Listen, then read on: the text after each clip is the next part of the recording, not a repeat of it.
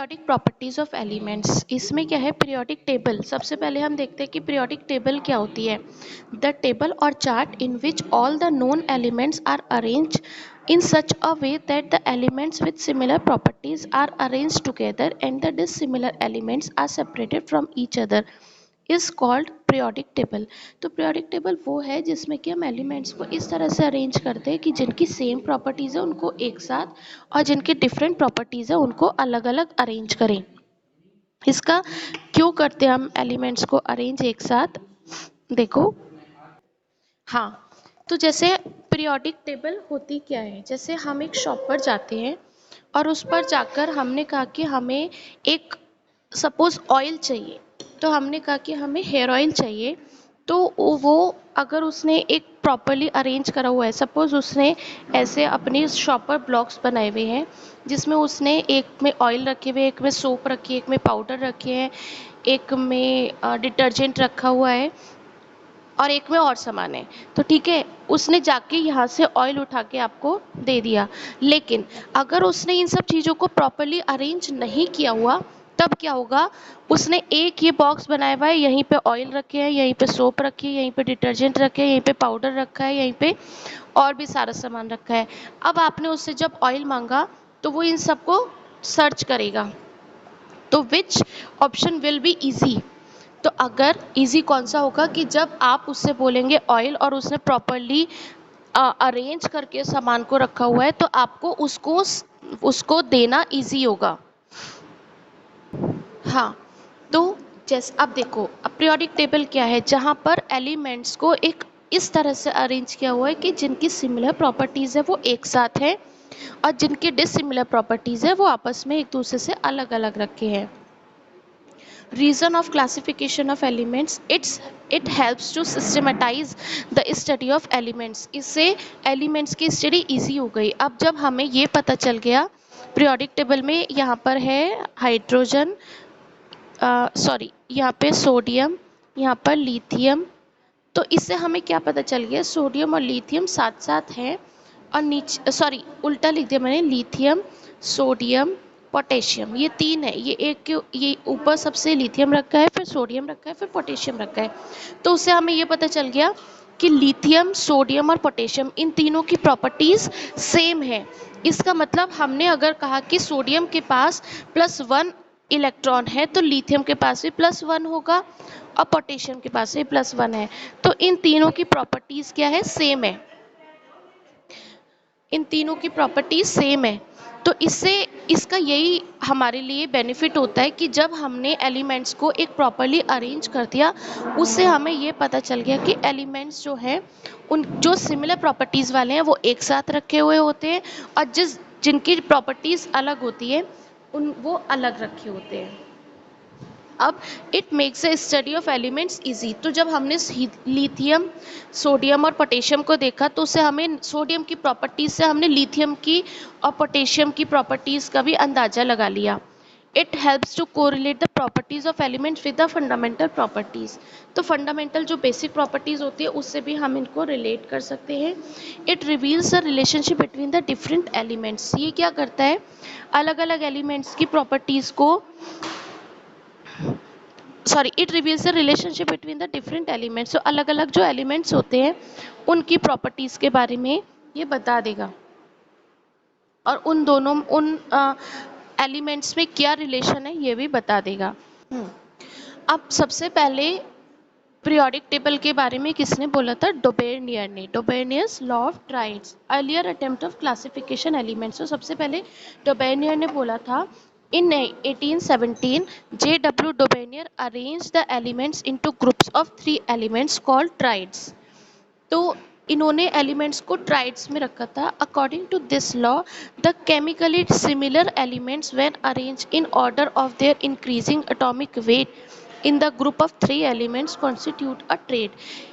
सबसे पहले तो ये बात है, देखो जब तक किसी को नहीं पता था कि एलिमेंट्स को कैसे अरेंज करना चाहिए वो एक अलग बात थी, लेकिन जब ये बात हो गई कि एलिमेंट्स को किस तरह से अरेंज करना चाहिए वो बोला था डोबेनियर ने, फिर इसके ऊपर रिसर्च हुई। लेकिन जो भी सबसे पहले किसी काम को करता है, जिसने भी स्टार्ट करा, उसके एफर्ट्स मायने रखते हैं, उसने बहुत अच्छा काम किया। तो डोबेनिया ने ये काम किया था, उन्होंने क्या कहा था, उन्होंने क्या किया था, जो एक से एलिमेंट्स हैं उन्होंने उनको इंक्रीजिंग एटॉमिक वेट में रखा था 3 के ग्रुप में। देखो एग्जाम्पल ऑफ ट्राइड ये है।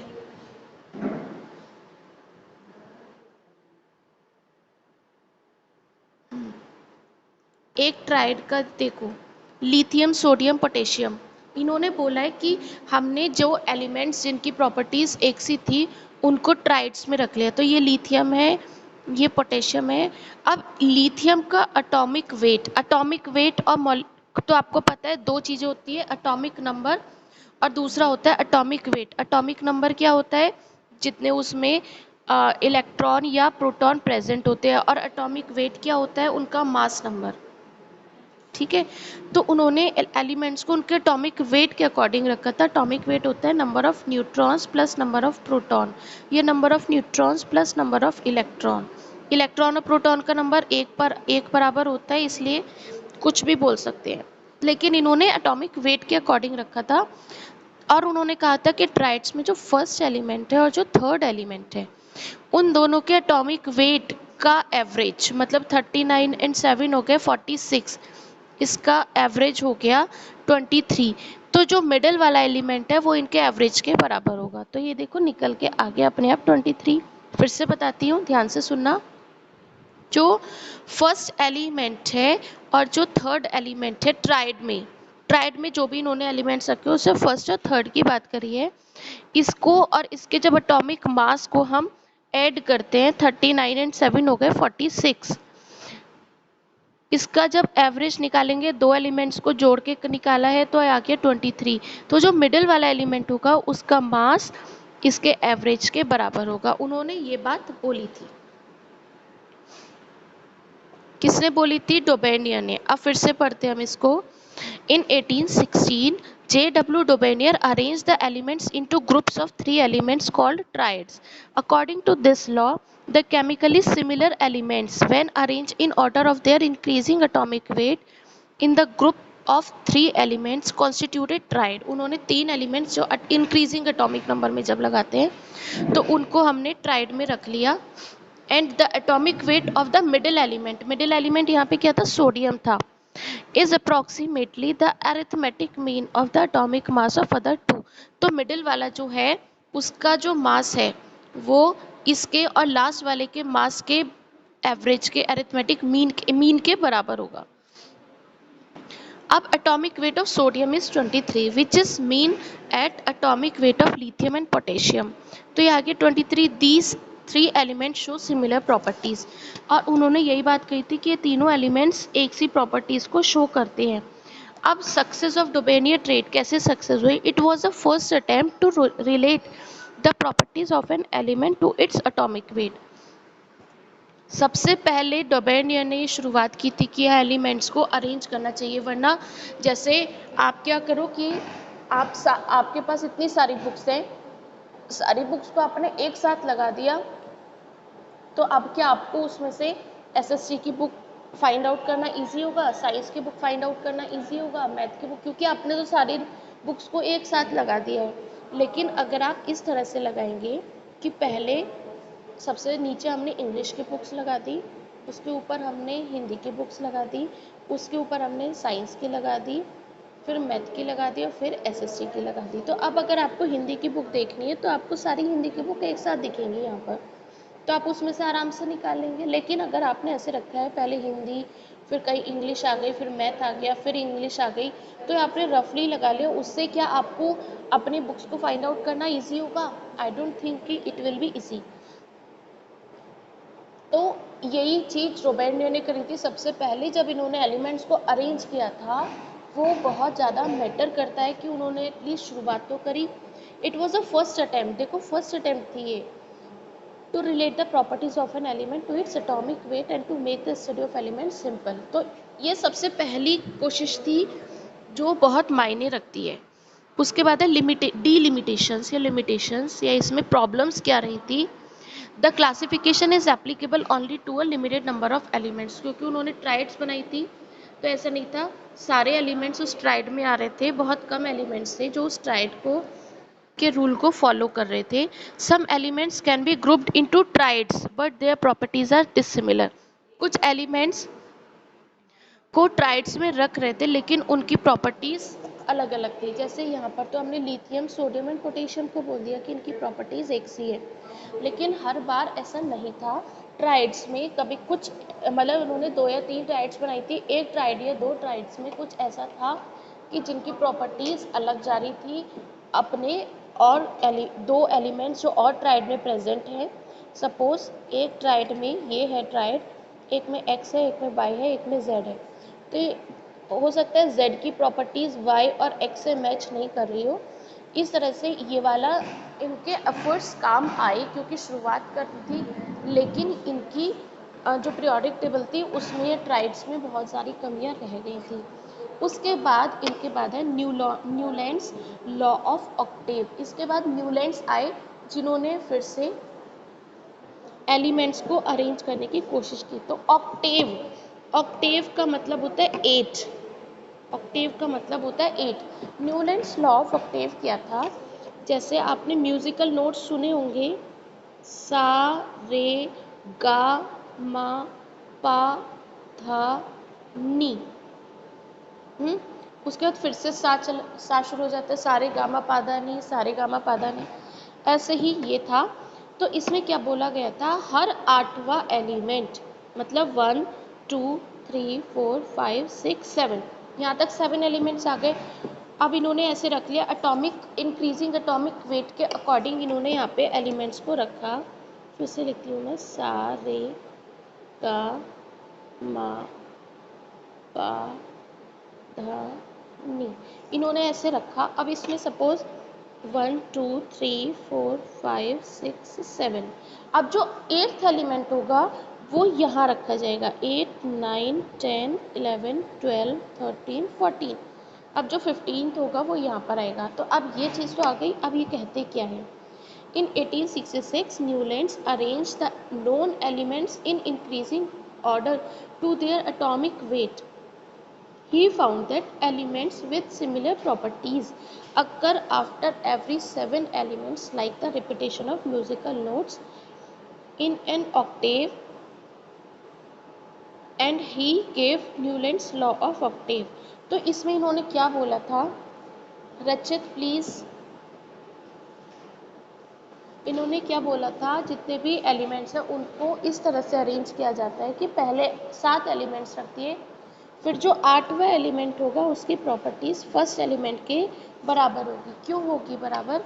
क्योंकि यहाँ पे इन्होंने लिखा है सा रे गामा पादा नी, यहाँ पे फर्स्ट था, उसके बाद 8th आया, तो इन दोनों एलिमेंट्स की प्रॉपर्टीज सिमिलर होंगी। सेकंड और 9th एलिमेंट, हर 8वां element have same properties of first element. हर 8वां, जो भी 8th एलिमेंट होगा उसकी प्रॉपर्टी फर्स्ट एलिमेंट से मैच करती हुई होगी। He found that elements with Dipanshu, he found that elements with similar properties occur after every 7 elements, like the repetition of musical notes in an octave, and he gave Newland's law of octave। तो उन्होंने ये बात कही थी। अब इसका एक statement होता है, सारे लॉज का स्टेटमेंट है, वो लर्न करना पड़ता है इसमें। इस state that when the elements are arrange in the increasing order of their atomic weight. तो याद रखना एटॉमिक वेट को मेंशन करना है। फर्स्ट में भी एटॉमिक वेट था, यहाँ भी एटॉमिक वेट है। Every 8th element has property similar to first element. हर 8वां एलिमेंट फर्स्ट एलिमेंट से के हर 8वें एलिमेंट की प्रॉपर्टीज फर्स्ट एलिमेंट की प्रॉपर्टीज के बराबर होंगी। English 8th note of a musical octave is same as its first note. तो ये हो गया। अब है merits of Newlands law of octave. इसकी अच्छाई क्या क्या थी, मेरिट्स क्या क्या थी? It relates the properties of the elements to their atomic masses of weights. तो इन्होंने प्रॉपर्टीज कैसे अरेंज की थी? एटॉमिक मास के according.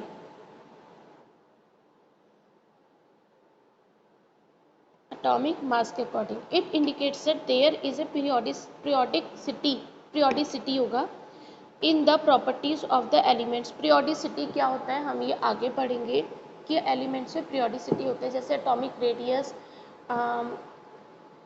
Metallic character, non metallic character, ये सब पीरियोडिसिटी होती है। This classification worked quite well for lighter elements. ये क्लासिफिकेशन लाइटर एलिमेंट्स के लिए अच्छा था, बट हैवियर एलिमेंट्स के लिए सही नहीं था। और बीच बीच में कुछ एलिमेंट्स मिस हो गए थे, तो उसमें भी इसकी प्रॉब्लम आई थी। ये जो क्लासिफिकेशन था सिर्फ कैल्शियम तक पहुंचा था। जिनके एलिमेंट्स की प्रॉपर्टी, जिनके एलिमेंट्स का एटॉमिक वेट ज़्यादा है, ये उस पर अप्लाई नहीं हो रहा था। अब इसकी प्रॉब्लम्स क्या क्या थी? दिस क्लासिफिकेशन फेल्ड, ये हमने पढ़ा लाइटर एलिमेंट्स के लिए था, तो हैवियर एलिमेंट्स के लिए ये क्लासिफिकेशन नहीं था। After the discovery of noble gases the idea of octaves failed. क्यों? क्योंकि इन्होंने तो 7 बोला था, सा, रे, गा, मा, पा, धा, नी। ये तो 7 तक आ रहे हैं, 1 2 3 4 5 6 7। अब जब वो डिस्कवर हो गई नोबल गैसेस, तो उनके लिए तो एक अलग ही कॉलम बन गया था, 8th कॉलम, उसकी तो बात ही नहीं हुई थी। After the discovery of noble gases, the idea of octaves failed. For example, when neon comes in between fluorine and sodium. Sodium, अब फ्लोरीन के बाद, फ्लोरीन का 7 था, सॉरी 9 था, सोडियम का 11 था। तो सोडियम के बाद जो 9th एलिमेंट है वो सीधे देखो, when neon comes in between fluorine and sodium, fluorine यहाँ रखा है और सोडियम यहाँ रखा है, लेकिन इसके बाद जब नियॉन डिस्कवर हो गया तो वो नियॉन आया यहाँ पर। अब इन दोनों के बीच में डिस्टेंस आ गई, तो ये जो ये 7वां था और ये 8वां एलिमेंट था, अब ये 9वां बन गया, 9th एलिमेंट बन गया, क्योंकि यहाँ पर भी अब 8 तो ये बन गया, तो ये फेल हो गया। तो sodium become the 9th element from lithium with similar properties. It did not provide a specific position of hydrogen. Hydrogen की पोजिशन किसी ने भी नहीं बताई थी, ना ही डोबेनियो ने बताई थी और ना ही न्यूलैंड ने बताई है। Iron which resembles cobalt and निकल element in the properties was placed far away from these elements। so iron की प्रॉपर्टीज कोबाल्ट और निकल से मैच कर रही हैं, लेकिन इन्होंने क्या करा था, कोबाल्ट और निकल से बिल्कुल अलग रख दिया था आयरन को। लेकिन हमने तो यही देखा है ना कि पीरियोडिक प्रॉपर्टीज एलिमेंट्स को उसी तरह अरेंज किया जाता है जिनकी पीरियोडिक प्रॉपर्टीज इंक्रीजिंग होती हैं। ठीक है, आज हमने 2 एलिमेंट्स की प्रॉपर्टीज पढ़ी है। कल को हम 2 एलिमेंट्स की मतलब 2 साइंटिस्ट ने जो बोला था, कल को मेनलीफ की और मॉडर्न पीरियोडिक टेबल पढ़ेंगे। तब तक इसको एक बार रिवाइज कर लेना, ठीक है।